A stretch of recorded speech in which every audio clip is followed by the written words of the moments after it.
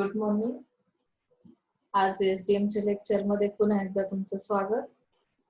आपण कालच्या लेक्चरला 4th unit start केला होता आणि 4th युनिट मध्ये आपण सेल्फ परफॉर्मन्स इव्हॅल्युएशन क्रायटेरिया तो स्टडी केला, म्हणजे की एरियाज आपण स्टडी केले. त्यानंतर आपण इव्हॅल्युएशन आणि कंट्रोलिंगची जी प्रोसेस आहे ती कशी चालते, किंवा सेल्फ परफॉर्मन्स जर आपल्याला कंट्रोल मध्ये ठेवायचं असेल तर आपण काय करू शकतो, काय प्रोव्हिजन्स आहेत, कुठल्या मेथड्स आहेत, कुठल्या स्टेप्स आहेत, त्याची प्रोसेस कशी आहे.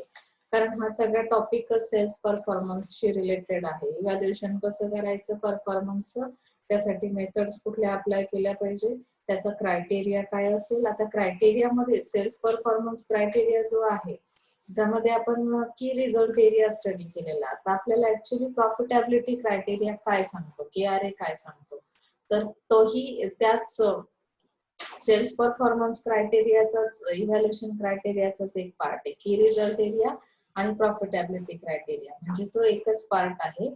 पण कालच्या लेक्चरला 50% पार्ट स्टडी केला की कंपनीने ते एरियाज काय करायचे, डिफाईन करायचे, की कुठल्या एरियामध्ये मी एफर्ट्स घेणारे आणि आउटपुट्स मला कशी अपेक्षित आहे.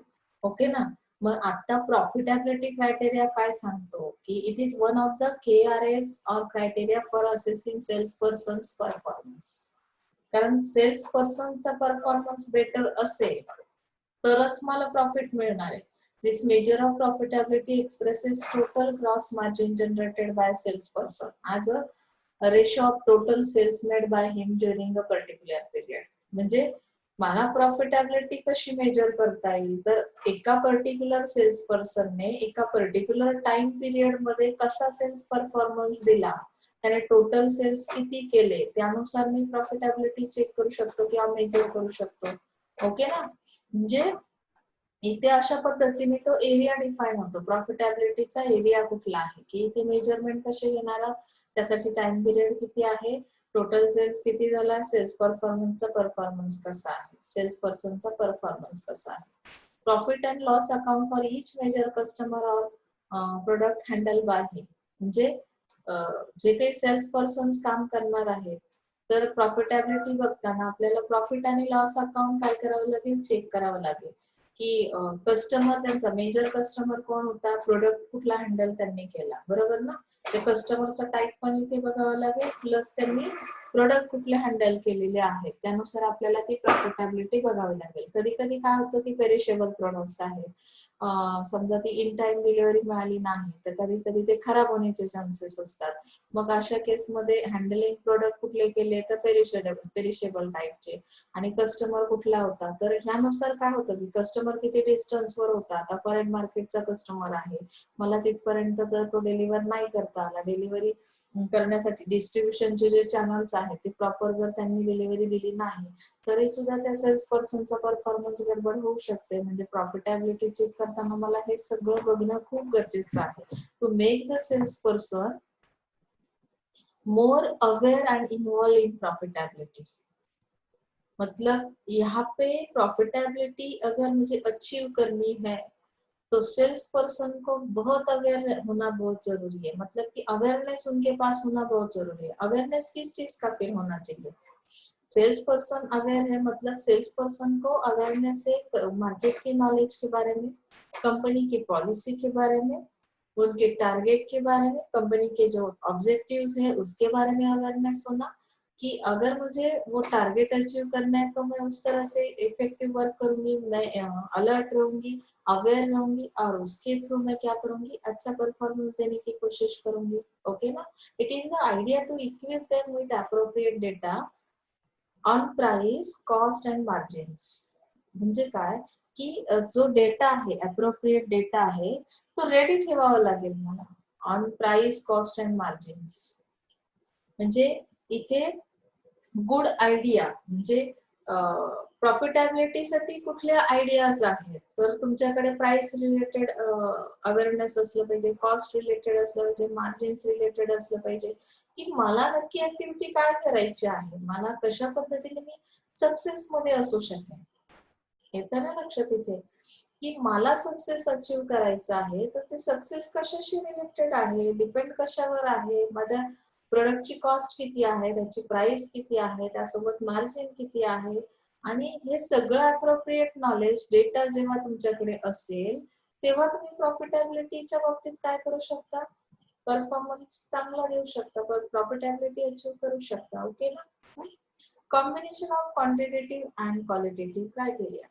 आता कॉम्बिनेशन दिलंय बघा की कशा पद्धतीने कंबाईन केल्या जातात क्वांटिटेटिव्ह आणि क्वालिटेटिव्ह क्रायटेरिया. आता केआरएस काय करतं की quantitative indicator help to arrive at quantifiable results. That means किती क्वांटिटी मध्ये तुम्हाला हे करायचंय. आता की रिझल्ट एरिया मी डिफाईन केला, मग क्वांटिटेटिव्ह इंडिकेटर्स काय करतात की क्वांटिफिएबल रिझल्ट्स देतात. म्हणजे quantity and qualitative criteria are often inter related. Quality कशी आहे, क्वांटिटी किती आहे, हे एकमेकांशी रिलेटेड आहे. So it is inter related.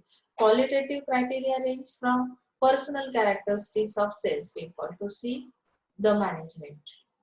Qualitative criteria मध्ये काय दिलंय की सेल्स पीपलचे कॅरेक्टरिस्टिक, पर्सनल कॅरेक्टरिस्टिक होते, म्हणजे तो किती एबल आहे. ॲबिलिटीज आपण चेक केल्या की सेल्स पीपल मध्ये कुठले स्किल्स असले पाहिजे, लिसनिंग असलं पाहिजे, कम्युनिकेशनची चेकलिस्ट आपण स्टडी केली एसटीएम मध्ये. So various qualitative criteria can be classified under 4 areas. Now let's see which characteristics, which personal characteristics are involved in that process and in qualitative criteria. So personal characteristics में क्या आता है, फिर attitude आता है. उसका attitude positive है, negative है, किस तरह से बात करते हैं. बात करने का भी एक अंदाज रहता है हर किसी का. जैसे कि हम लोग सोचते हैं ना कि कभी कभी किसी एक पर्सन के साथ बात करने के बाद है ना बहुत नर्वस फील करते हैं हम लोग. क्यों नर्वस फील करते हैं, क्योंकि उसका बात करने का तरीका ही वैसा है. अभी मैं एक एग्जांपल देती हूँ आपको कि कस्टमर के साथ जब सेल्स पीपल कम्युनिकेट करते हैं ना, तो कम्युनिकेट करते वक्त किस तरह का, अगर आपका नॉलेज किस तरह का है, देखो कि हम लोग जब जनरली बातचीत करते, किसी एक को आपने क्वेश्चन किया कि आपने खाना खाया, तो सामने वाला दो तरह से आंसरिंग कर सकता है. एक तो नहीं खाया, या कोई बोलेगा कि अभी खाने वाला ही हूँ, अभी खाना है. तो ये दो जो आंसर से उसमें डिफरेंस क्या है, एटीट्यूड किस तरह से समझ में आया कि जिसका निगेटिव एटीट्यूड है ना वो बोलेगा नहीं खाया. हर चीज में हम ना पहले बोलते, that means your attitude is negative. But हम लोग अगर वो कंडीशन नहीं भी है, आपने वो अचीवमेंट नहीं ली है, वो प्रोसेस आपकी कंप्लीट भी नहीं हुई है, तो भी आप क्या बता रहे हो, अभी खाने वाला ही हूँ. तो मेरा पॉजिटिव एटीट्यूड है कि मैं खाना खाऊंगा, नहीं खाया ऐसा मैं बोलूंगा नहीं. तो यहाँ से हमें पर्सनल कैरेक्टरिस्टिक समझ में आते हैं. तो वैसे अगर कस्टमर सेल्स पीपल के साथ बात कर रहे हैं तो पर्सनल कैरेक्टरिस्टिक चेक करते वक्त हमें समझ में आता है कि सामने वाला पूरा के पूरा निगेटिव अगर है ना, तो इससे तो हमें परचेसिंग करना ही नहीं. ये प्रोडक्ट कौन सा भी हो, कितना भी बेनिफिशियल क्यों ना हो, हमें ये नहीं लेना है.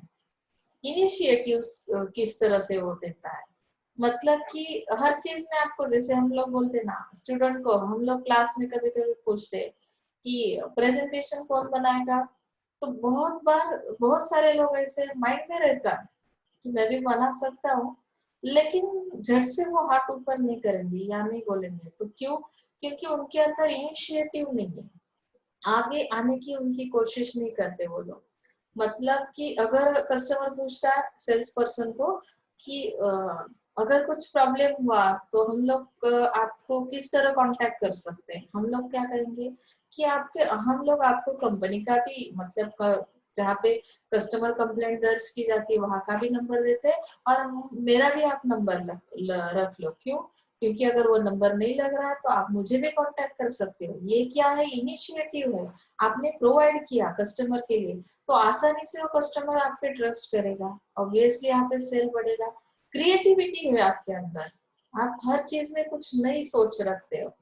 जैसे कि कोविड-19 है तो हम लोग बोलते हैं अरे यार कुछ नहीं, वेस्ट ऑफ टाइम, घर में बैठना पड़ रहा है, कुछ नहीं कर पा रहे. तो ऐसा तो नहीं है, जो क्रिएटिव माइंड के पर्सन है वो घर बैठे भी कुछ जो नॉलेज उनके पास नहीं वो अडॉप्ट करने की कोशिश कर रहे हैं।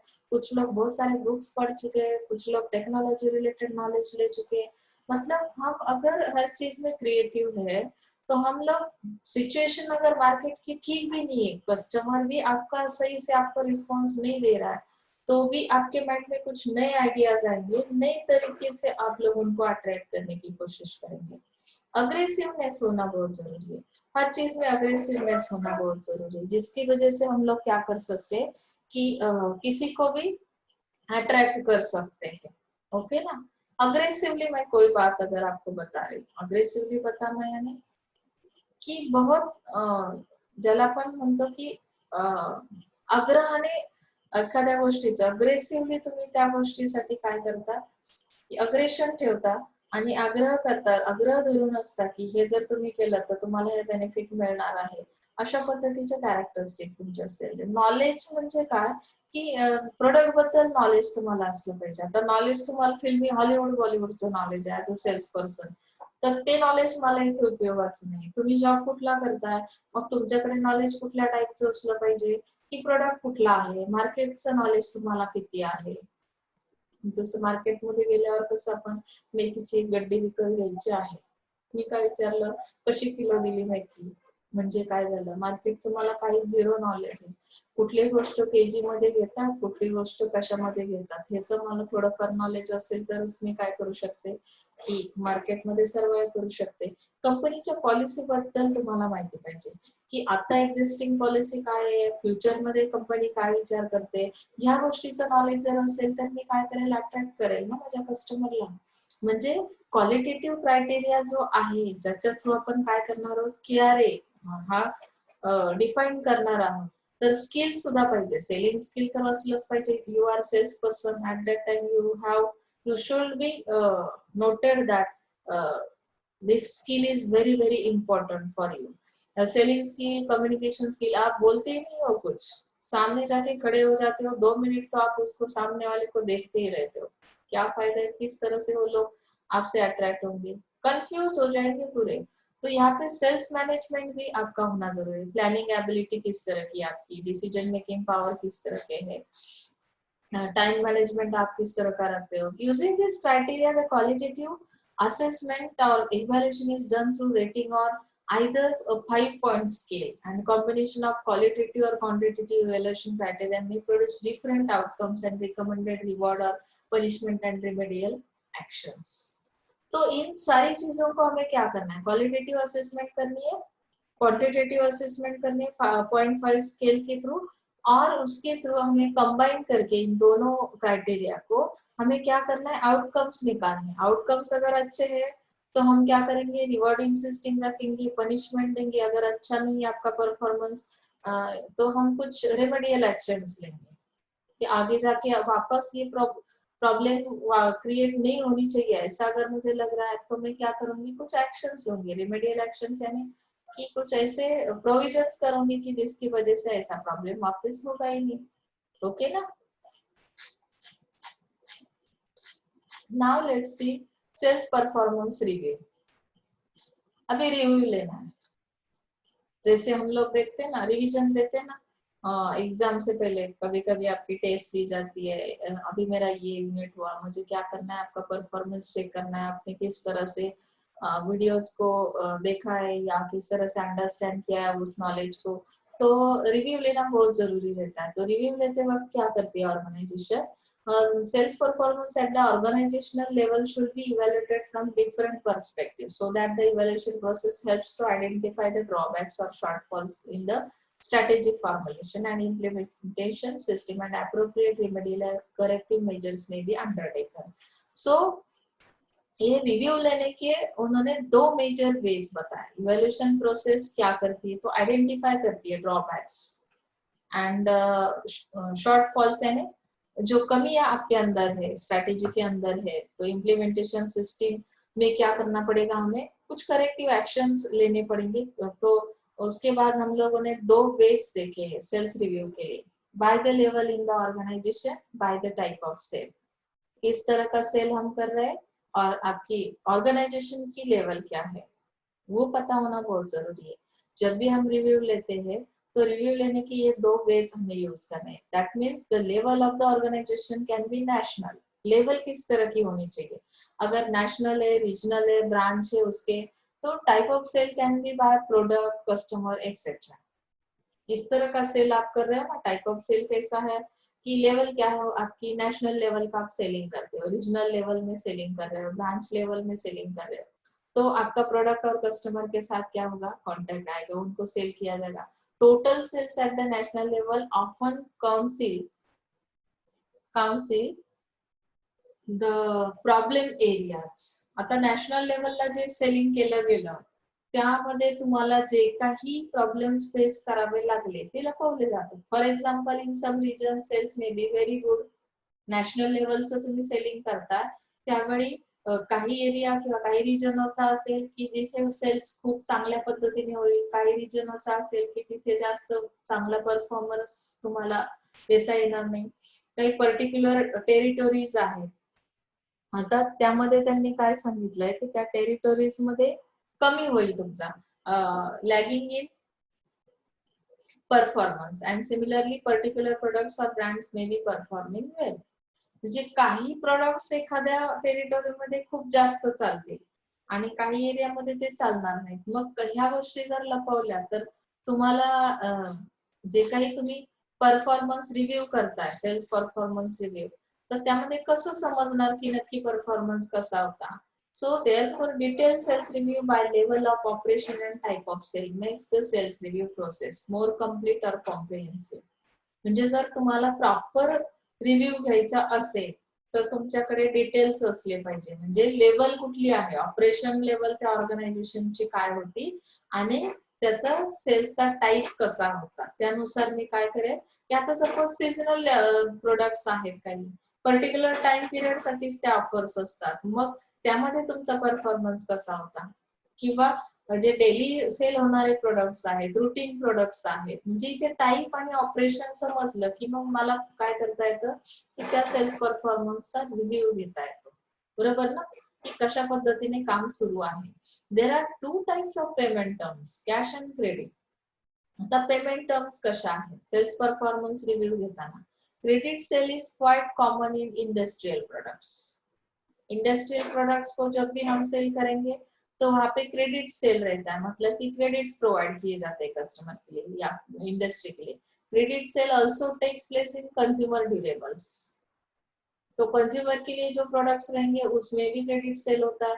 इन एफएमसीजी मैन्युफैक्चरर्स में extend credit to distributors and wholesalers also. मतलब कि एफएमसीजी के जो प्रोडक्ट्स है स्मॉल क्वांटिटी में जो अवेलेबल होने वाले प्रोडक्ट्स है, तो उसमें भी डिस्ट्रीब्यूटर्स को और होलसेलर्स को क्या किया जाता है, क्रेडिट टर्म दी जाती है कि उस तरह से हम पेमेंट करेंगे. All credit sales have some risk. Risk क्यों है क्रेडिट में, अगर आपको अगर पेमेंट टाइम पे नहीं मिल रहा, पेमेंट और डिफॉल्ट सीट अफेक्ट्स प्रॉफिटेबिलिटी. मतलब कि अगर पेमेंट इन टाइम नहीं मिल रहा, कुछ डिफॉल्ट सिस्टम है, तो इसका अफेक्ट आपकी प्रॉफिटेबिलिटी पे होगा. If there are delays in realisation of payment or default, it affects profitability, and non-realization of payment actually means that sale is not complete. Non-realization मतलब क्या है कि complete ही नहीं हो रहा है आपका पेमेंट. 1 साल हो गए, 2 साल हो गए, आपने क्रेडिट दिया है, उसके अंदर अगर आपका पेमेंट नहीं हो रहा है तो इसका मतलब सेलिंग कंप्लीट ही नहीं हुआ है as per your plan. Okay ना? Therefore, sales analysis or review by payment term becomes important. मतलब यहाँ पे सेल्स एनालिसिस और review by payment term becomes important. Payment term के ऊपर बहुत सारी चीजें डिपेंड करती है कि आपको पेमेंट किस तरह से मिल रहा है, आपका पेमेंट करने का जो तरीका है, टाइप है, वो भी देखना जरूरी है. सेल्स एनालिसिस में करूंगी, रिव्यू करूंगी सेल्स परफॉर्मेंस को, तो परफॉर्मेंस तो इसके ऊपर ही डिपेंड करता है ना कि आपका पेमेंट रिटर्न मिल रहा है कि नहीं मिल रहा है. अगर वो नहीं मिल रहा है तो सेल्स कंप्लीट ही नहीं हुआ है. ओके ना. सो ये प्रॉफिटेबिलिटी क्राइटेरिया के अंदर हम लोग देख रहे हैं. Evaluation of sales performance can be done against pre determined standards और बेंचमार्क्स. अभी इवैल्यूएशन करना है सेल्स परफॉर्मेंस का, तो उसके लिए भी कुछ स्टैंडर्ड रखा हुआ है कि किस तरह का परफॉर्मेंस है तो किस तरह से हमें ग्रेड मिलेगा कि अच्छा है नहीं है। तो ये सारे comparative assessment of sales performance of company may be made in 4 different ways or forms with different basis of comparison. तो कंपैरिजन किस तरह से किया जाएगा? Actual sales in relation to target. मेरा टारगेट इतना था, आपने एक्चुअल इतना सेल किया, तो आपका परफॉर्मेंस कैसा है? Sales growth relative to the last year. अभी लास्ट ईयर में मेरा 50% तो सेलिंग हो रहा था, इस ईयर में भी अगर 50% का है तो फिर मेरी ग्रोथ हुई है नहीं। ओके ना? सेल्स पर्सन कहता है कि ग्रोथ में है हम लोग, तो ग्रोथ में तो मैं लास्ट ईयर के साथ कंपेयर कर लूंगी, बेंचमार्क किया जाएगा। Sales growth in comparison to industry growth.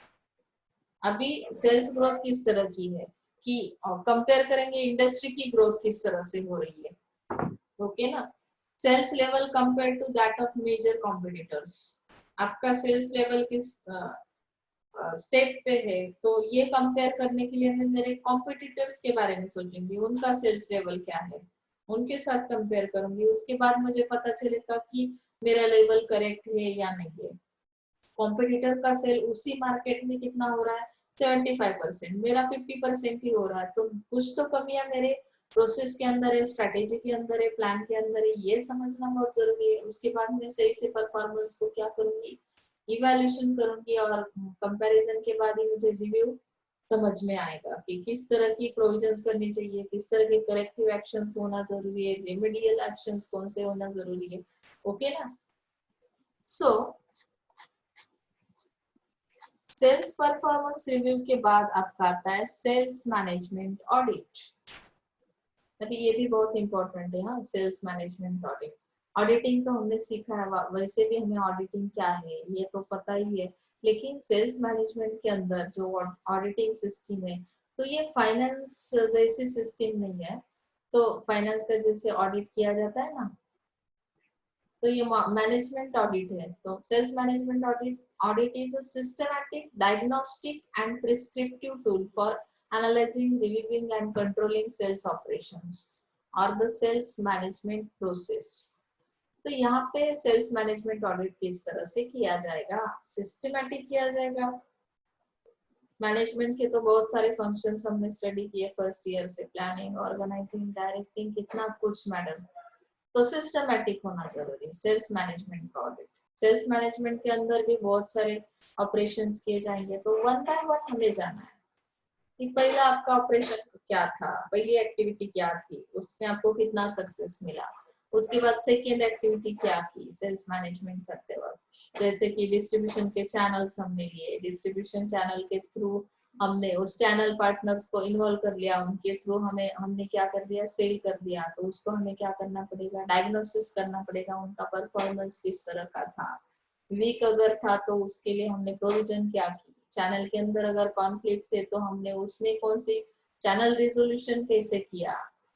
तो ऐसे कुछ टूल्स दिए जाएंगे, उस टूल्स को हम एनालाइज करेंगे, रिव्यू करेंगे और कंट्रोल में करने की, कंट्रोलिंग सेल्स ऑपरेशंस और the sales management process. That means it is called sales management audit. Okay ना?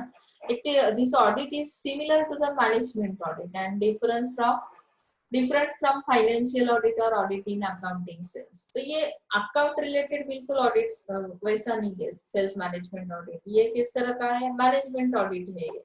In financial or accounting audit, every financial transaction is checked in terms of company policy.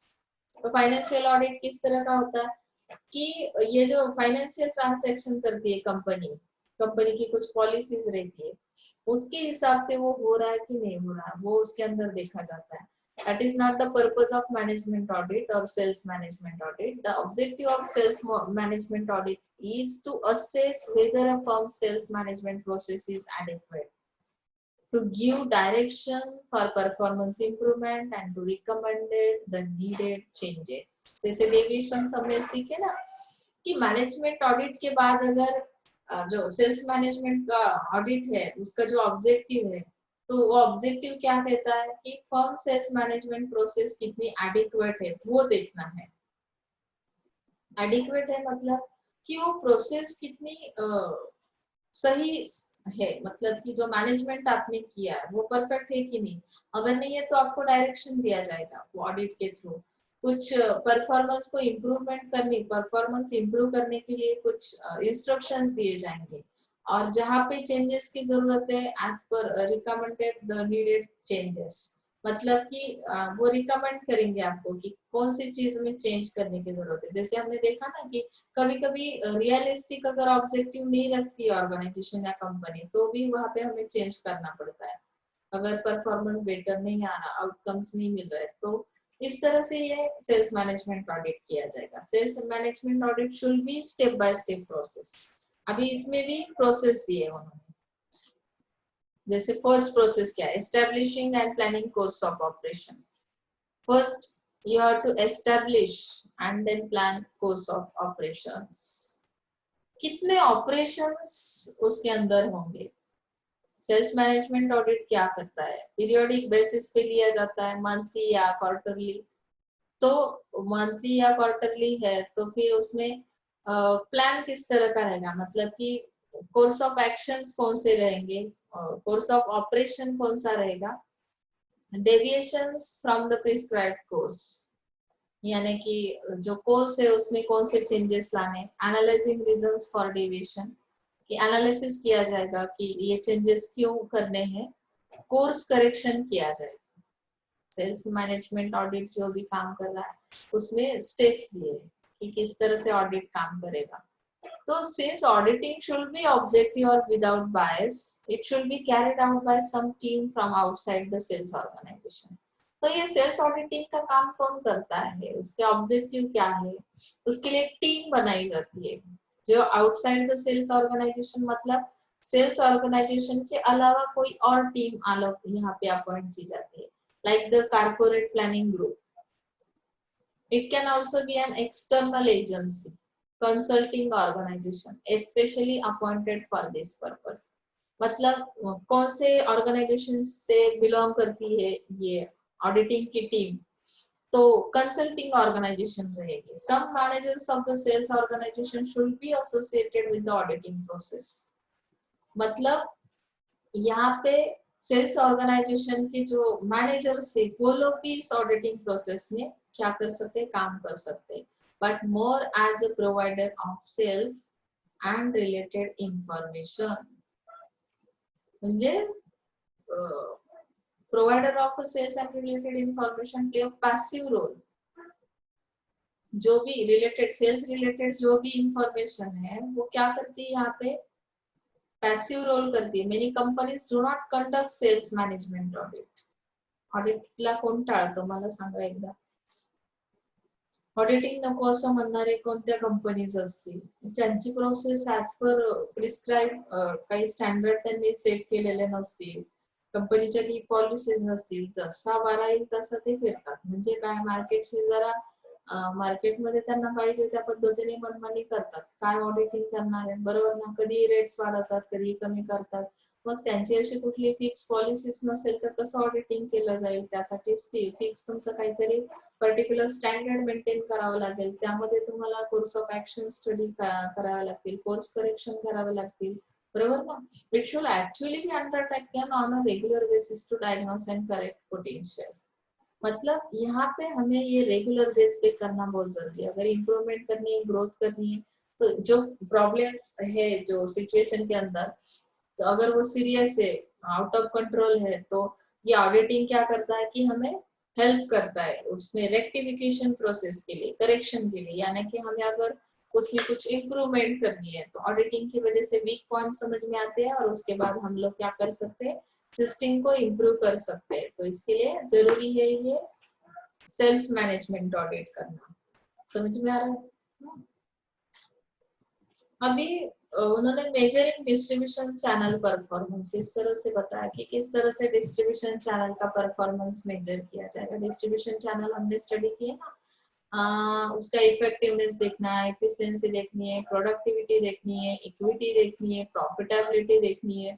तो channel को इस तरह से हमें measurements उसके लेने हैं। तो ये पैरामीटर्स दिए उन्होंने। While channel efficiency emphasizes controlling cost incurred by intermediaries while performing channel functions। तो अभी इंटरमीडिएट किस तरह से परफॉर्मेंस दे रहे हैं कि चैनल फंक्शंस करते वक्त जो कॉस्ट आने वाली है उसको कंट्रोल करना है चैनल इफिशियंसी के थ्रू। तो channel productivity is concerned with maximizing outputs for a given level of inputs, and channel effectiveness deals with the intermediaries coefficiency. In satisfying customer needs and channel equity measures the distribution of accessibility of the channel among customers. तो हर चीज में improvement की जरूरत है। हम लोग performance क्यों major करते हैं? परफॉर्मेंस अच्छा रहा डिस्ट्रीब्यूशन चैनल का तो हमें क्या हो सकता है, आउटपुट मैक्सिमाइज कर सकते हैं, इफेक्टिवनेस ला सकते हैं। इंटरमीडिएरी जो है उनका काम क्या है कि कस्टमर नीड्स को क्या करना है, कंप्लीट करना है, चैनल इक्विटी मेजर करनी है, तो distribution of accessibility of the channel among customers, यानी कि असेसिबल कितनी है आपकी सर्विस, चैनल जो सर्विस प्रोवाइड करता है जब डिस्ट्रीब्यूट करता है किसी एक प्रोडक्ट को तो वो असेसिबल होना बहुत जरूरी है कस्टमर के लिए। असेसिबल मतलब क्या है कि इजीली अवेलेबल होना बहुत जरूरी है। अगर कोई भी प्रोडक्ट या सर्विस आपको इजीली अवेलेबल नहीं होती है तो आपका कस्टमर सेटिस्फाई नहीं हो सकता, उसके नीड्स कंप्लीट नहीं हो सकते, तो ऑब्वियसली आपके जो डिस्ट्रीब्यूशन चैनल है उनका परफॉर्मेंस मेजर करने लायक नहीं हो सकता। Is that clear? ओके, सो तो इवैल्यूएटिंग चैनल्स, अभी इवैल्यूएशन करना है चैनल का, किस तरह से इवैल्यूएशन किया जाएगा देखो।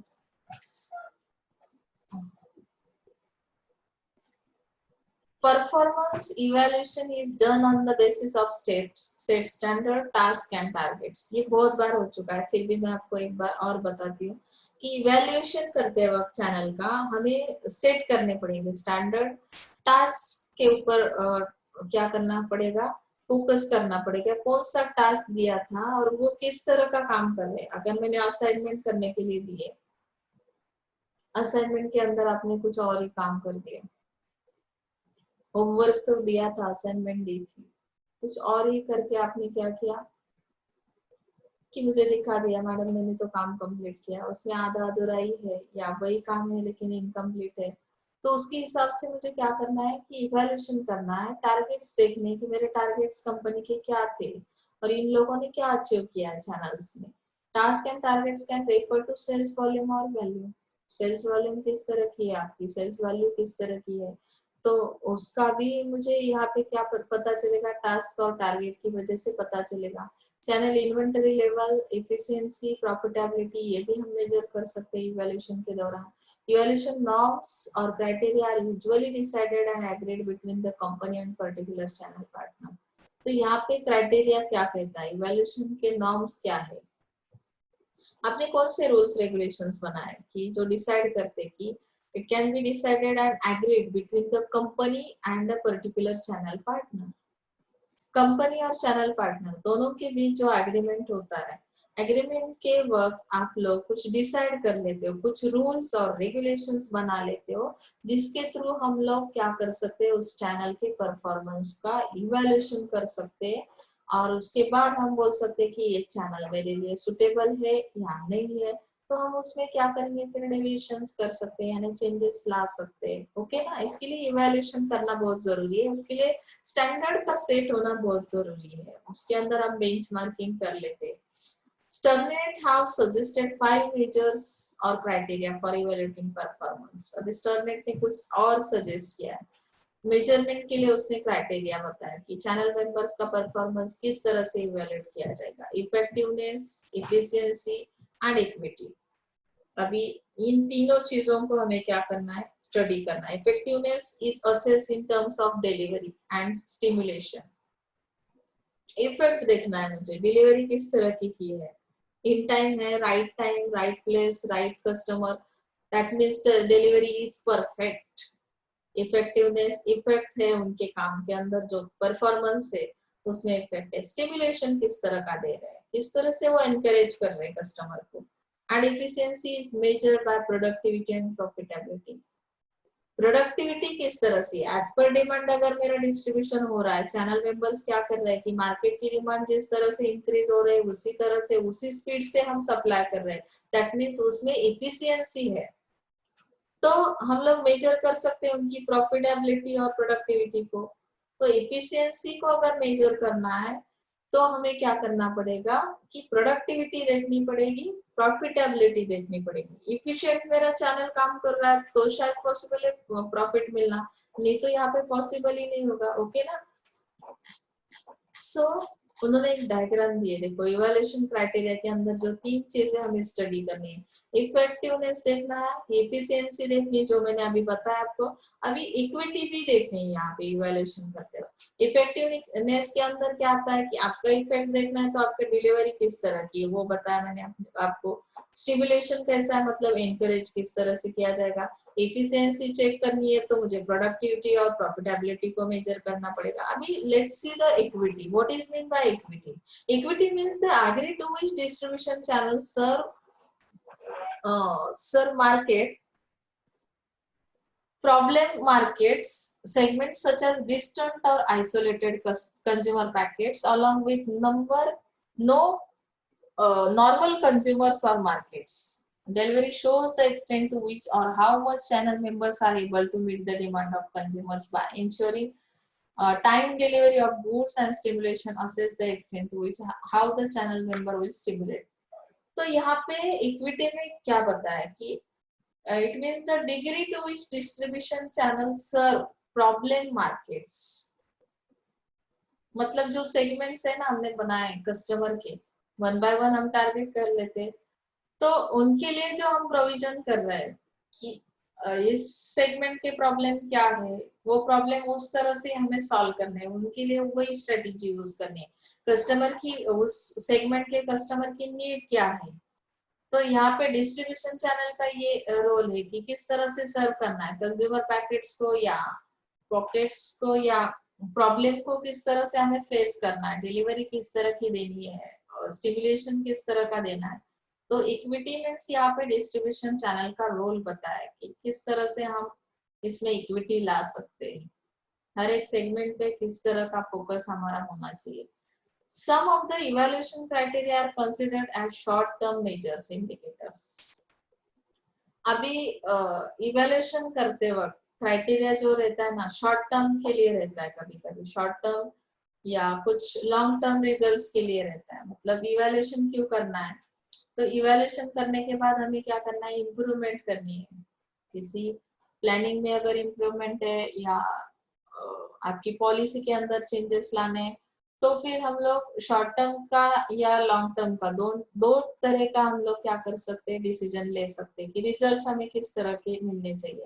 तो प्रोडक्टिविटी, और यहाँ पे उन्होंने और एक चीज मेंशन की है, देखो productivity and efficiency can be measured any time. देखो productivity and efficiency should be both short term and long term criteria.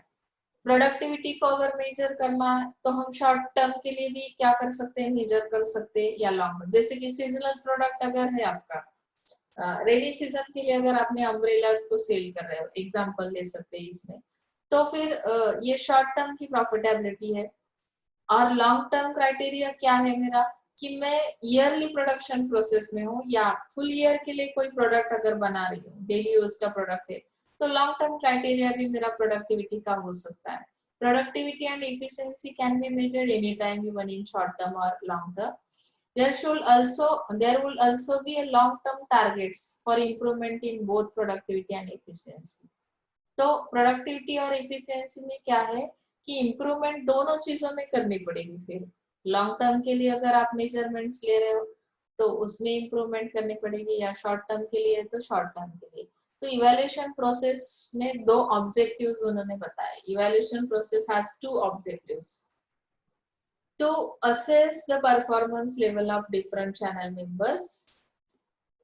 Evaluation process क्या ऑब्जेक्ट रखती है कि क्या करना है, मुझे परफॉर्मेंस लेवल चेक करनी है डिफरेंट चैनल मेंबर्स की, distinguish between good and average performance, किसका परफॉर्मेंस गुड है किसका एवरेज है, उसमें क्या करना है कि चैनल मेंबर्स का परफॉर्मेंस लेवल चेक करना है उसके अंदर। To use the evaluation system as a feedback process for continuous improvement. मेरा ऑब्जेक्ट क्या कहता है कि डिस्कशन के थ्रू, काउंसलिंग के थ्रू या मोटिवेशन के थ्रू मुझे फीडबैक लेने के बाद कंटिन्यूअस इंप्रूवमेंट करनी है।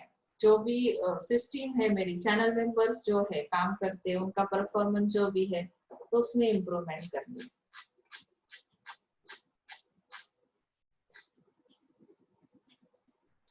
तो नेक्स्ट आपका आता है कंट्रोल ऑफ चैनल।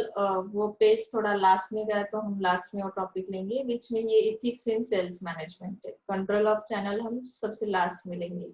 ये इससे पहले का टॉपिक है, उसका लास्ट पॉइंट है कंट्रोल ऑफ चैनल का डिस्ट्रीब्यूशन ऑडिट। ये पेज लास्ट में गया भी है, तो हम लास्ट में लेंगे। Ethics in sales management study करेंगे। सेल्स मैनेजमेंट के अंदर एथिक्स का होना बहुत जरूरी है। एथिक्स अगर नहीं आप यूज कर रहे हो तो एथिकल डायलेमा अगर आपको पता नहीं है, फेयर ट्रीटमेंट किस तरह से कस्टमर को दी जाती है, ऑर्गेनाइजेशन किस तरह से उसके लिए पॉलिसीज बनाते हैं, रूल्स रेगुलेशंस नॉर्म्स किस तरह के, तो sales manager are responsible in establishing, communicating and enforcing.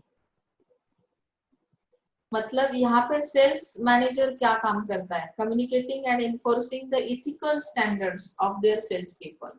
तो उसके लिए भी स्टैंडर्ड्स बनाए जाते हैं कि आपका परफॉर्मेंस किस तरह का होना चाहिए, क्या स्टैंडर्ड दिया। Ethical dilemmas are faced by sales manager in carrying out various sales management tasks, just like getting order from customers, pricing decisions, hiring salespersons, evaluating sales people।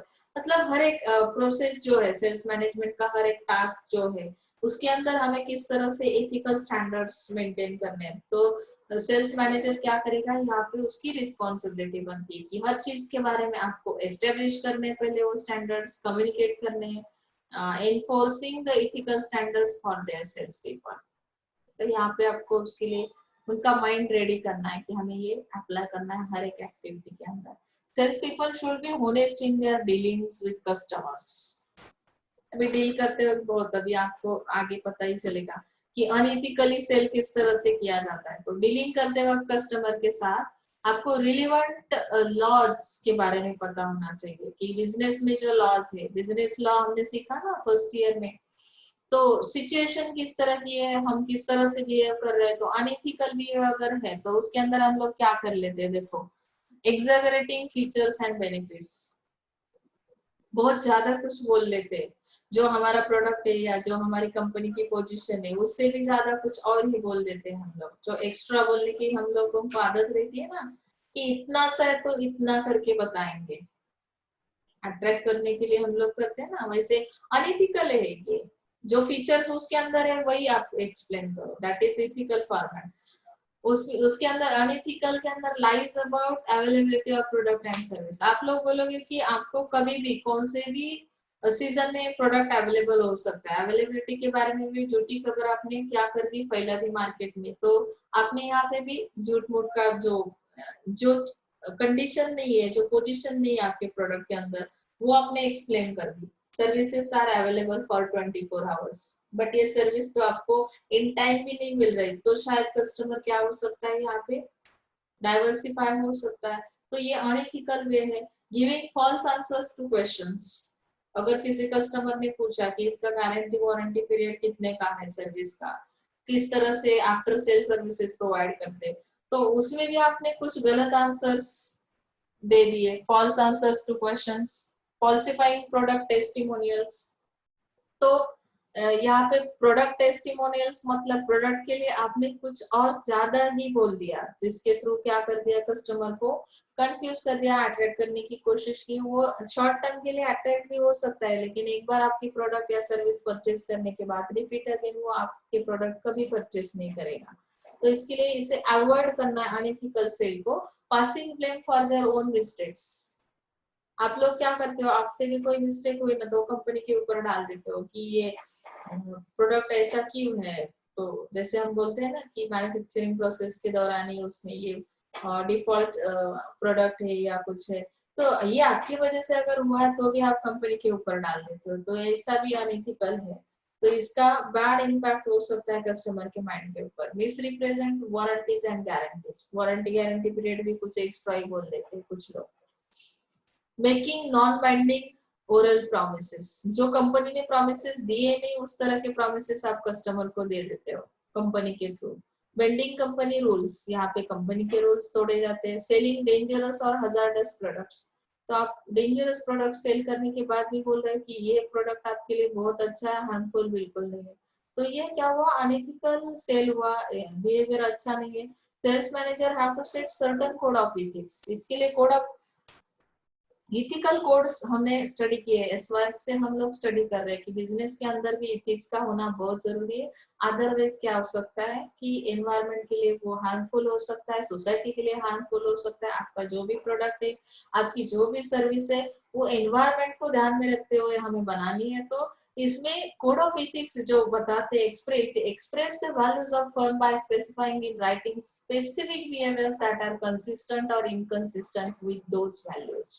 मतलब इसके अंदर जो भी मोरल वैल्यूज है, तो कितने कंसिस्टेंट है, आपका बिहेवियर किस तरह का होना चाहिए, स्पेसिफिक बिहेवियर यानी कि उसके अंदर कौन से मोरल वैल्यूज का होना जरूरी है, ये सारी चीजें ये कोड ऑफ इथिक्स में आती है, जो कि सेल्स मैनेजर का रोल बनता है कि वो सेल्स पीपल के साथ कम्युनिकेट करे, उनको उनका माइंड उसके लिए सेट करे। ठीक है ना, यहाँ पे एथिक्स इन सेल्स मैनेजमेंट ये हमारा हुआ। कोड्स कौन से दिए, there are 4 basic types of ethical codes. तो अभी जैसे हमने अनइथिकल कोड स्टडी किए ना, तो वैसे यहाँ पे इथिकल कोड्स कौन से है कि सेल्स पीपल का बिहेवियर किस तरह का होना चाहिए। तो कोड ऑफ बिहेवियर के अंदर ये इथिकल कोड्स है, company codes that define ethical boundaries for employees. Behaviour आपका इथिकल बाउंड्रीज का होना, आप लोग बोलोगे मैडम अगर मेरा बिहेवियर किस पॉजिटिव है, निगेटिव है, जो भी है आपका बिहेवियर, तो उसके लिए भी बाउंड्रीज, जैसे हम लोग रहते हैं तो उसके लिए तो बाउंड्रीज फिक्स है कि कौन से एरिया के रहने वाले, कौन से कंट्री से आप बिलोंग करते हो। लेकिन यहाँ पे बिहेवियर के लिए भी कंपनी कुछ कोड्स बता देगी, जिसकी वजह से वो एम्प्लॉय के बिहेवियर को कंट्रोल कर सकती है कि आपका बिहेवियर किस तरह का होना चाहिए। प्रोफेशनल कोड्स आपको दिए जाएंगे। तो यहाँ पे एडवर्टाइजर्स जो है, मार्केटिंग रिसर्चर जो है, एडवर्टाइजिंग भी देने वाले, कभी कभी मीडिया भी कुछ एक्स्ट्रा दिखा देता है या बैड मार्केटिंग कर देता है, तो भी इसका इम्पैक्ट आपके कंपनी पे हो सकता है, आपके प्रोडक्ट पे हो सकता है, आपके सर्विस पे हो सकता है। तो यहाँ पे इथिकल बाउंड्रीज का होना बहुत जरूरी है, जिसकी वजह से एडवर्टाइजर्स भी लिमिट्स में काम करेंगे या ethical code conduct ethical code को हम लोग क्या करेंगे, ध्यान में रखते हुए एडवर्टाइज बनाएंगे। मार्केटिंग रिसर्चर्स का काम क्या है, रिसर्च करते वक्त कौन से कोड ध्यान में रखने, इथिकल कोड क्या कहता है। किसी की इंफॉर्मेशन लेनी है तो हम लोग जाके जैसे कि आप लोग बोलते हैं ना हैकर्स वगैरह जो काम करते हैं, तो ऐसे हैकर्स की तरह हमें रिसर्च नहीं करना है, तो हमें क्या करना है, उसके लिए सर्वे करना है, उसके लिए इंटरव्यू टेक्निक्स अप्लाई करने हैं, उसके थ्रू हमें फीडबैक लेना है, उसके बाद मार्केट की इंफॉर्मेशन लेनी है। तो ये एथिकल वे से जाना है, मतलब इसमें प्रोफेशनल कोर्स उन्होंने बताया। सेल्स रिप्रेजेंटेटिव किस तरह से काम करेंगे, डॉक्टर्स लॉयर्स के लिए जैसे कुछ एथिकल कोर्स है, अकाउंटेंट्स है, या कोई भी है, हर एक व्यक्ति के लिए जैसे कि जिसका प्रोफेशन जो है उस तरह से एथिकल कोड, उसके लिए एथिकल बाउंड्रीज बनाए जाएंगे। ओके ना, business association codes that define ethical boundaries for people engage in the same lines of business, यानी कि आपका बिजनेस किस टाइप का, उस तरह के कोड एथिकल बाउंड्रीज आपके लिए क्या है, नेसेसरी है। Advisory group code suggested by government agencies or other special interest groups. Each industry is confronted with unique ethical issues and must adapt its code to meet the situation. हर एक industry का कुछ ना कुछ unique code रहता है, unique code system. Ethical issues किस type के हैं, सोशल इश्यू है तो उस पे काम कर रही है आपकी कंपनी, तो उसके लिए आपका कोड किस तरह का होना चाहिए, इथिकल कोड किस तरह के होने चाहिए, ये सब क्या करेंगे, कंपनी डिसाइड कर सकती है। If the sales manager does not treat salespeople honestly and fairly, salespeople are likely to have low regard for equitable and honest treatment for customers, suppliers, channel partners, or even co-workers. Sales managers must thoroughly know and practice the company code of ethics. Sales manager को ही पता होना जरूरी है, उसके बाद sales people follow कर सकते हैं, सेल्स रिप्रेजेंटेटिव फॉलो कर सकते हैं, चैनल पार्टनर्स पर को उस कोड ऑफ कंडक्ट के बारे में हम नॉलेज दे सकते हैं, को वर्कर्स को दे सकते हैं। तो पहले सेल्स मैनेजर को उसका नॉलेज होना बहुत जरूरी है। अभी न्यू ट्रेंड्स देखते हैं, इसी के अंदर कौन सी न्यू ट्रेंड्स है सेल्स एंड डिस्ट्रीब्यूशन मैनेजमेंट के अंदर। तो यहाँ पे जैसे डिस्ट्रीब्यूशन करने के लिए, सेलिंग करने के लिए जैसे ग्लोबल पर्स्पेक्टिव्ह रखना, तुमचा दृष्टिकोन कसा आहे, ग्लोबल आहे म्हणजेच काय की सेल्स मॅनेजर जे काही सेलिंग करतात ते फॉरेन मार्केटमध्ये फॉरेन कॉम्पिटिशन पण ते काय करतात, फेस करतात. यामध्ये सांगितलं sales manager selling goods at global level face challenges such as different language. जसं की तुमचा दृष्टिकोन कसा आहे, तर ग्लोबल लेवलचा आहे म्हणजेच काय करता तुम्ही की वेगवेगळ्या लँग्वेज असणारे कस्टमरला फेस करावं लागतं, त्यांचं कल्चर डिफरंट असेल, लाईफस्टाईल डिफरंट असेल, बाईंग रिक्वायरमेंट्स त्यांच्या वेगवेगळ्या असतील, निगोशिएशन स्टाईल डिफरंट असेल. म्हणजे हे सगळं काय आहे की अपॉर्च्युनिटीज आहेत. They also consider opportunities as many global markets are growing and emerging rapidly. तर इथे सेल मला ग्लोबली करायचं असेल तर मला काय करणं गरजेचं आहे की कशा पद्धतीचं मार्केट मी हे केलं पाहिजे. तर त्यासाठी त्यांनी ग्लोबल निके मार्केटचं एक्झाम्पल दिलंय की to sell globally the company need not be large, even small and medium size company. म्हणजे तुमची कंपनी कुठल्या टाईपची, जसं आपण large scale industry, small scale industry बघतो की नाही, तर तुमचा बिझनेस कुठल्याही लेवलचा असू दे, त्याची काही इथे म्हणजे ते पाहण्याची गरज नाही की खूप मोठा बिझनेस आहे म्हणून तुम्ही फॉरेन मार्केटमध्ये जाताय, असं काही नाही. मग त्याच्यासाठी तुम्ही निके मार्केट सारखे मार्केट, ग्लोबल मार्केट जे आहेत तिथे मीडियम साईज कंपनी असेल तरी सेल करू शकते, लार्ज साईज असेल तरी करू शकते. ओके ना. म्हणजे हा एक नवीन ट्रेंड आहे सेल्स आणि डिस्ट्रीब्युशन मॅनेजमेंटचा. Sales force diversity. The need, expectation, motivational tool will be different for varied salesperson. म्हणजे सेल्स पर्सन जे आहेत ते फार व्हरायटी सेल्स पर्सन तुमच्याकडे येतात. जसं आपण मागे बघितलं की नाही मागच्या लेक्चरला की त्यांचा एक्सपिरियन्स किती, त्यांचं क्वालिफिकेशन कसं आहे, ते कुठल्या म्हणजे सोसायटीशी बिलॉंग करतात, म्हणजे सोशल बॅकग्राऊंड कसं आहे, तर त्यानुसार प्रत्येकाला वेगवेगळ्या पद्धतीने तुम्हाला ट्रीटमेंट द्यावी लागते. मोटिवेशनल टूल वेगवेगळ्या पद्धतीचे यूज करावे लागतात. आणि ही सेल्स फोर्स डायव्हर्सिटी असल्यामुळे काय करावं लागतं की मोटिवेशनचे प्रकार बदलतात. तर हा एक तुमचा नवीन ट्रेंड आहे की प्रत्येकाला वेगवेगळ्या पद्धतीने ट्रेनिंग प्रोव्हाइड करणं. आता थर्ड जो पार्ट आहे तो टेक्नॉलॉजी रिव्हॉल्युशन. टेक्नॉलॉजी रिव्हॉल्युशन म्हणजे काय की डिजिटल मार्केटिंगमुळे काय काय बदल झालेले आहेत किंवा मॅनेजमेंट इन्फॉर्मेशन सिस्टीम जी इन्क्रीज झाली, त्यामुळे कस्टमर कशा टाईपचा तुम्हाला अवेलेबल आहे की मग त्याची कॅपॅबिलिटीज काय आहे किंवा मार्केट ऑर्गनायझेशनच्या कॅपॅबिलिटीज काय आहे. Today the buyer gain product information instantly and place the order online within a click button. That means customer कसा आहे की त्याला इन्स्टंट प्रोडक्ट झटकन हवेत. मग तो काय करतो की इन्फॉर्मेशन टेक्नॉलॉजीचा वापर करून ते काय करतात की मेल ऑर्डर करतात किंवा ऑर्डर प्लेस केली जाते ऑनलाईन आणि त्याच्या थ्रू ते काय करतात ते प्रोडक्टची इन्फॉर्मेशन घेतात. आणि त्याच पद्धतीने त्या कंपनीचाही काय रोल बनतो की company also collect information regarding the market, competitors, prospect, customer online. They can create their company websites to provide information about company products and services. मग कंपनीचा रोल असा आहे की कंपनी सुद्धा त्यांच्या वेबसाईट्स तयार करेल. कस्टमर कशा टाईपचा आहे त्यानुसार हे जे टेक्नॉलॉजीचं रिव्हॉल्युशन आहे ते कसं होतं, तर त्यांच्या कंपनी रिलेटेड किंवा प्रोडक्ट रिलेटेड कुठली इन्फॉर्मेशन प्रोव्हाइड करायची असेल तर ती वेबसाईटच्या थ्रू प्रोव्हाइड केली जाते. Marketers can customise products as per the customers needs and expectations. कस्टमरचे नीड्स काय त्यानुसार तुम्ही काय करता ही टेक्नॉलॉजी यूज करता आणि त्यांना इफिशियंट किंवा इफेक्टिव्ह सर्व्हिसेस प्रोव्हाइड करण्याचा प्रयत्न केला जातो. There can be two way communication of the company with the prosper customers, intermediaries and suppliers. आता इथे तुम्हाला काय सांगितलंय बघा, टू वे कम्युनिकेशन कसं होतं की प्रॉस्पेक्ट कस्टमर्स, इंटरमिडिएट्स आणि सप्लायर्स यांच्यामध्ये to compete effectively the sales manager and sales people have to adopt latest technology. Technology can make the cost effective and efficient. टेक्नॉलॉजीचा वापर सगळ्याच याच्यामध्ये करावा लागतो. कम्युनिकेशन तुम्हाला बऱ्याच लोकांशी करावं लागतं, तुमचे इंटरमिडिएरीज असतील, सप्लायर्स असतील, तर त्यासाठी ही टेक्नॉलॉजी तुम्हाला इफेक्टिव्हली काय करते, हेल्प करते आणि कॉस्ट इफेक्टिव्ह आहे किंवा इफिशियंट आहे ही टेक्नॉलॉजी, असं त्यांनी सांगितलं. हा एक नवीन ट्रेंड मार्केटमध्ये आहे सेल्स अँड डिस्ट्रीब्युशन मॅनेजमेंटचा. ई कस्टमर रिलेशनशिप मॅनेजमेंट कसं आहे. आता ई कस्टमर रिलेशनशिप मॅनेजमेंट म्हणजे काय की Marketing enables the customers to provide real customer service by focusing on meeting the individual needs of each variety customer through the use of CRM software package. म्हणजे CRM skills इथे use केले जातात, customer relationship management इथे use केले जातात आणि ते skill जे आहे CRM skill require to build a customer database and doing data mining to detect trends. Trend कुठले आहेत मार्केटचे ते स्टडी केले जातील, सेगमेंट कुठला आहे, कस्टमरची नीड कुठली आहे, तर त्या पद्धतीने कस्टमरला सर्व्हिसेस प्रोव्हाइड केल्या जातील.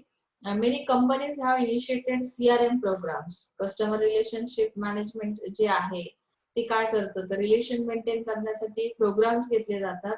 ते help of software it integrate sales, customer service and market information from various sources. It provides update information to the employees. हे CRM प्रोग्राम्स घेतले की तुम्हाला कंपनीची जी काही अपडेट न्यूज आहेत, अपडेट पॉलिसी आहे, अपडेट सर्व्हिसेस आहेत, त्याच्याबद्दल सुद्धा इन्फॉर्मेशन इथे मिळणार आहे. टीम सेलिंग अप्रोच कसा आहे, हा सुद्धा एक तुमचा नवीन ट्रेंड आहे. टीम सेलिंग अप्रोच मध्ये त्यांनी सांगितलंय की it is use when the company wants to build a long term relationship. तुम्हाला लॉंग टर्म रिलेशनशिप बनवायची कस्टमर सोबत, तर तुम्ही तुमची सेलिंग टीम कशा पद्धतीने काम करेल. Selling team includes the members from the top management, technical specialist, customer service, inside persons, requirements, coordinating with in office and representative of sales person. म्हणजे ही सगळे जे काही पर्सन्स आहेत, तुमचे कस्टमर सर्व्हिस कशा पद्धतीने दिली जाते, कुठले स्पेशलिस्ट तुम्ही त्यासाठी यूज केले, टॉप मॅनेजमेंटचे मेंबर्स कोण आहेत, त्या पद्धतीने ही एक टीम असते, काम करते सेलिंगच्या याच्यामध्ये. It requires joint selling efforts of several persons and designing an effective compensation plan for the challenging task. Team work करणं तसं एवढं सोपं नाही, कारण ऑल टीम मेंबर्सला एकत्रितपणे काम करणं, तो प्लॅन तयार करणं, तो डिझाईन करणं, प्लस त्यांना इफेक्टिव्ह कॉम्पेन्सेशन प्लॅन प्रोव्हाइड करणं. कॉम्पेन्सेशन प्लॅन आपण बघितले की नाही, की कॉम्पेन्सेशन प्लॅनचं तो काय केलं जातं की तुम्हाला एक्सेसिव्ह एक्स्ट्रा मनी कशा पद्धतीने अर्न करता येईल, तर त्या पद्धतीचे ही प्लॅन्स तयार करते ही टीम. आणि त्यानुसार काय केलं जातं, हे चॅलेंजिंग आहे किंवा रिस्की आहे, चॅलेंजिंग टास्क आहे, तर हे टास्क टीम सेलिंग अप्रोच अशा पद्धतीने आपल्याला न्यू ट्रेंड आहे sales and management, distribution management मध्ये. मॅनेजिंग मल्टी चॅनल्स असो, जे मार्केटिंग चॅनल्स आहेत तर ते काय करतात, एकापेक्षा अधिक सेगमेंट पर्यंत पोहोचण्याचा प्रयत्न करतात. म्हणजे multi channels. Problems like control, conflict, ज्यात आपण मल्टी चॅनल कॉन्फ्लिक्ट स्टडी केला की नाही, तर त्यांना हे प्रॉब्लेम्स पण फेस करावे लागतात. मग benefit of this customise selling by selling technically complex products and services. ज्या सर्व्हिसेस कशा आहेत टेक्निकली कॉम्प्लेक्स, म्हणजे काय की इझिली तुम्ही असेसिबल ते असणार नाही, तर तिथे तुम्हाला मल्टी चॅनल्सचा यूज करावा लागतो, ते मॅनेज करावे लागतात. भलेही त्यांच्यामध्ये कॉन्फ्लिक्ट क्रिएट झाले तर ते आपण रिझोल्युशन करू शकतो, पण जेव्हा तुम्हाला असं वाटतं की त्या टेक्नॉलॉजीचा वापर केलेला आहे, थोडंसं कॉम्प्लेक्शन आहे आणि मग मला इथे एकापेक्षा जास्त चॅनल्स वापरावे लागतील, तर टेक्निकल सपोर्ट तुम्ही घेता, technical sales force and simple low cost products through dealers increase market coverage. तो इसकी वजह से हम लोग क्या कर सकते हैं कि जो मार्केट है, मार्केट कवरेज है, वो हमारा बढ़िया हो सकता है. तो हम बहुत सारे कस्टमर को टारगेट कर सकते हैं एट ए टाइम. तो टेक्निकल कॉम्प्लेक्शन की वजह से भी यहाँ पे कभी कभी सेलिंग में ये मल्टी चैनल्स का यूज किया जाता है. ओके ना. हैंडलिंग एथिकल इश्यूज, ये भी एक नया ट्रेंड है. अगर sales people ethical issues, sales people have the be very misleading the customers, exaggerating. जैसे हम लोगों ने बताया ना कि एक्स्ट्रा कुछ फीचर्स अगर बता रहे हैं, तो इस तरह के इथिकल इश्यूज अगर क्रिएट होते हैं तो उसको भी हैंडल किया जाता है इस न्यू ट्रेंड के through. Otherwise they will be out of business or may land up in legal problems. अगर ये सेल्स मैनेजर क्या करेगा, इथिकल स्टैंडर्ड सेट करेगा तो कुछ प्रॉब्लम नहीं हो सकती. अदरवाइज क्या हो सकता है कि लीगल प्रॉब्लम हो सकती है आपकी कंपनी के लिए. तो इस तरह की प्रोविजन सेल्स मैनेजर को करना जरूरी है कि ग्रुप्स को नॉलेज प्रोवाइड करना, उसके लिए encourage करना, लीगल कोड्स बताना, कंपनी के जो प्रोफेशनल कोड है वो भी बताना, सेल्स प्रोफेशनलिज्म फॉलो किया जाता है न्यू ट्रेंड के हिसाब से। तो सेल्स प्रोफेशनलिज्म क्या कहता है? Selling is increase because of intense competition. Intensive selective हमने देखा ना किस तरह से डिस्ट्रीब्यूट किया जाता है प्रोडक्ट्स को। Today's scenario selling is increased because of intense competition, sophisticated customer, technical products and services. तो प्रोफेशनलिज्म क्यों आया इसमें? टेक्नोलॉजी अगर है तो टेक्नोलॉजी की वजह से हम फास्ट क्या कर सकते हैं, जो भी अपडेट इंफॉर्मेशन है उसे प्रोवाइड कर सकते हैं कस्टमर के लिए। तो कस्टमर भी उस तरह का अवेयरनेस उसके अंदर रहता है। सेल्स पर्सन को ट्रेनिंग के थ्रू हम लोग क्या करते हैं कि सेलिंग की सिस्टम किस तरह की होनी चाहिए, कोड्स क्या कहते हैं, कस्टमर किस टाइप का, तो ये सब नॉलेज हम लोग प्रोफेशनली प्रोवाइड कर रहे हैं। सो यहाँ पे सेलिंग में पूरा प्रोफेशनलिज्म यूज किया जा रहा है। Large amount of money spend by company on training the sales people. मतलब कि ट्रेन क्यों किया जाता है? पहले तो ओल्ड ट्रेडिशनल मेथड में तो ये सब नहीं था, लेकिन अभी है सेलिंग में। मतलब क्या है कि प्रोफेशनलिज्म की वजह से क्या होगा कि आपका इंप्रेशन या आपकी इमेज मार्केट में जो बनने वाली है वो अच्छी इमेज क्रिएट हो सकती है, क्योंकि कस्टमर भी उस टाइप का है, उसे भी प्रोफेशनलिज्म चाहिए। ये सेलिंग के थ्रू भी हम लोग कर सकते हैं। मिनिमम 7 पॉइंट्स का होना जरूरी है। यहाँ पे क्वेश्चनरी दी है, क्वेश्चनरी के अंदर जितने क्वेश्चन है, एक पॉइंट अभी बाकी है जो लास्ट में मैंने उसका पेज डाला है जो बीच में नहीं आया था। तो ये क्वेश्चंस आपको सॉल्व करने हैं। यहाँ पे हमारा जो 4th यूनिट है वो हो रहा है, सिलेबस पूरा कंप्लीट हो रहा है एसडीएम का। तो ये क्वेश्चनरी असाइनमेंट में लिखनी है। क्वेश्चंस कितने? देखो 10 क्वेश्चंस है। 10 क्वेश्चन के आंसर विद आंसर आपको नोटबुक में लिखने हैं और वो मुझे भी दिखाने हैं, व्हाट्सएप के ग्रुप पे डालना है। यहाँ पे हमारा एसडीएम का पूरा सिलेबस हो रहा है। ये लास्ट पॉइंट है, ये 4th यूनिट का, कंट्रोल ऑफ चैनल। तो किस तरह से कंट्रोल किया जाएगा, ये एक्चुअली रिपीट अगेन है, तो इसके लिए ये हम लोग लास्ट में ले रहे हैं। इसका नॉलेज हमारे पास है already. The control system is administered through the instruments of control. Instruments of control किस तरह का है देखो,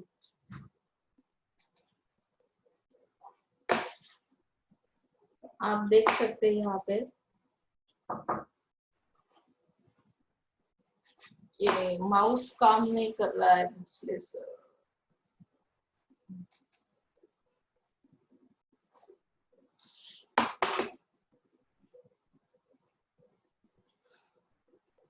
कंट्रोल ऑफ चैनल में क्या कहा है देखो, ये मेरा माउस काम नहीं कर रहा है अभी, मुझे रुकना है इसमें।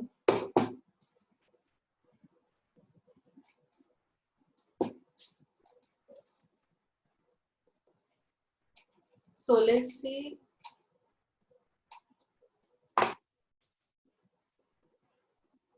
Control of channel, कंट्रोल और एग्रीमेंट। अभी इसमें जो ऑर्गेनाइजेशन काम करती है, वेरियस सिस्टम आज कंट्रोल डिवाइसेस और इंस्ट्रूमेंट्स सच एज कंट्रोल और एग्रीमेंट। अभी इंस्ट्रूमेंट्स में कंट्रोलिंग के अंदर एग्रीमेंट किए जाते हैं कंट्रोलिंग के लिए। प्रोडक्ट्स को किस तरह से हैंडल करना है, टेरिटोरीज को किस तरह से कवर करना है, कैटेगरीज को, टाइप ऑफ कैटेगरी कस्टमर्स कौन से है, तो उसके अंदर हम लोग क्या करेंगे, जिसमें include many aspects of relationship and operations of channel members. The major elements covered in agreement are as follows. तो एग्रीमेंट करते वक्त हम लोग एलिमेंट्स कौन से लेंगे, उसके थ्रू हम कंट्रोल कर सकते हैं किसको, कि जितने सारे ऑपरेशन है उसको कंट्रोल कर सकते हैं। तो ये टेरिटोरी के बारे में पता होना चाहिए, किस तरह से कवर करनी है। मतलब कि एक जो सेल्स पर्सन है वो दूसरे की टेरिटोरीज में नहीं घुसना चाहिए। मतलब कि यहाँ पे बाउंड्रीज का रिस्ट्रिक्शन है ना, वो फॉलो करना पड़ेगा। कैटेगरीज और type of customers, selling price and margins, selling price कितनी होनी चाहिए। तो एग्रीमेंट के अंदर अगर हमने ये एग्रीमेंट पे साइन किया तो शायद ये कंट्रोल में रख सकते हैं ना हम लोग, यहाँ पे ऑपरेशंस को, चैनल मेंबर्स को कंट्रोल में रख सकते हैं। पेमेंट क्रेडिट मैकेनिज्म किस तरह का होगा, इन्वेंटरी लेवल किस तरह की होगी, तो ये सब इसके अंदर आता है। बजट एंड रिपोर्ट किस तरह से बनाए जाते हैं, reports can be weekly, monthly, quarterly. ये भी मैंने आपको पहले लास्ट इसमें भी हमने लास्ट यूनिट में भी स्टडी किया था। Monitoring and control become easy and effective. Weekly reports can be short, precise, showing immediate operation results. Monthly and quarterly reports can be more into detail, showing targets. Okay ना? And planning parameter short term or long term. जिस तरह से plan बनाया है, short term के लिए plan है, तो उस तरह की प्रोविजन की जाएगी, यानी कि उस तरह का रिपोर्ट होगा, वीकली होगा या मंथली होगा। लॉन्ग टर्म के लिए क्वार्टरली होगा। तो जो फॉर्मेट है आपके पास, उस फॉर्मेट के अंदर आपको क्या करना है, रिपोर्ट्स तैयार करने। जो रिपोर्ट्स क्या करेंगे कि टारगेट्स के बारे में आपको शो किया जाएगा, आपका टारगेट क्या है, आपके पैरामीटर्स किस तरह के हैं, और उस हिसाब से आपको क्या करना है कि जो आपका परफॉर्मेंस है वो देखना है। तो ये जो कंट्रोल ऑफ चैनल है, तो उनको कंट्रोल करने के लिए ये प्रोविजन की जाती है।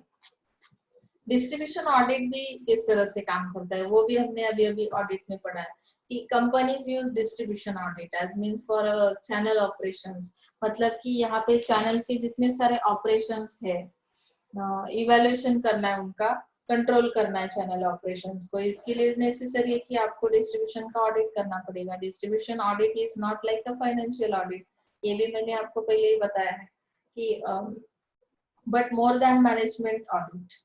फाइनेंशियल ऑडिट जैसा नहीं है, लेकिन उससे भी इफेक्टिव ये ऑडिट है कि जिसका इम्पैक्ट क्या होगा कि आपको टारगेट्स या रिजल्ट्स देने चैनल मेंबर्स के थ्रू, तो उनको हम लोग क्या कर सकते हैं, सजेशंस दे सकते हैं, उनको गाइड कर सकते हैं, करेक्टिव एक्शंस ले सकते हैं इस ऑडिट के थ्रू। तो आइडेंटिफाई किया जाएगा इसके थ्रू, ऑडिट के थ्रू, कि शॉर्टकमिंग्स कौन से है ऑपरेशन में, जैसे कि कमी क्या है जो ऑपरेशंस चैनल मेंबर्स कर रहे हैं, तो उसमें कौन सी कमी है, तो हम लोग ऑब्वियसली इस पे डिस्कशन करेंगे, उनके साथ रिव्यू लिया जाएगा और इम्प्रूवमेंट के लिए कुछ एक्शन ली जाएगी। That means it is a distribution audit. या तो आपको समझा ही है ऐसा मैंने इमेजिन किया है। यहाँ पे हमारा एसडीएम का पूरा सिलेबस कंप्लीट हो चुका है।